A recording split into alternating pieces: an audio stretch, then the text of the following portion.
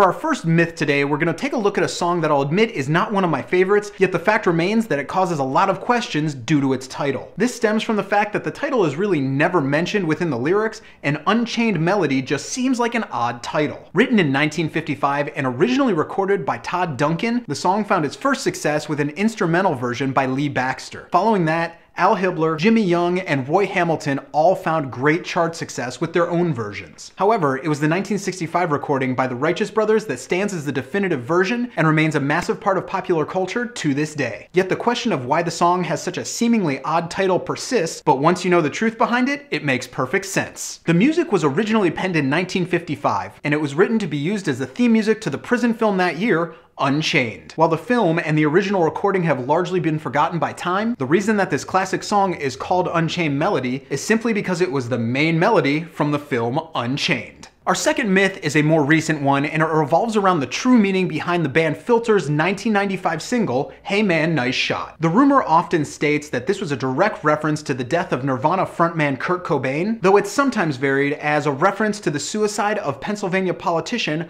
R. Bud Dwyer. Well, depending on which version you believe, you just might be right, because the song is in fact about the self-inflicted fatal gun wound suffered by Dwyer in 1987. In what is without question one of the most graphically disturbing scenes of the entire era. The incident occurred the day before Dwyer was to be sentenced for illegally accepting almost $300,000 in illegal funds. The then state treasurer of Pennsylvania called a press conference, and shortly after he began, he pulled out a gun, put it to his mouth, and said, "Please leave the room if this is going to affect you." After this reality was revealed to be the inspiration behind Filter's song, the band released a statement saying that the song was not meant to be any sort of celebration of suicide, but pointing more towards the fact that until his death, Dwyer insisted on his innocence, and the band felt it was a nod to standing up for what you believe in. So while it's certainly one of the more eerie inspirations for a song, the fact that Hey Man, Nice Shot was sourced by a suicide is absolutely true. Our final myth today is one of the most famous, and that's the one that says the legendary Jack Lawrence once penned a song for a young girl who would go on to marry a Beatle. As impossible as it is to believe, this is 100% true, and the girl in question was a then 1-year-old Linda Louise Eastman. Linda's father happened to be Jack Lawrence's lawyer, and he said to him one day that there were so many songs about girls with other names,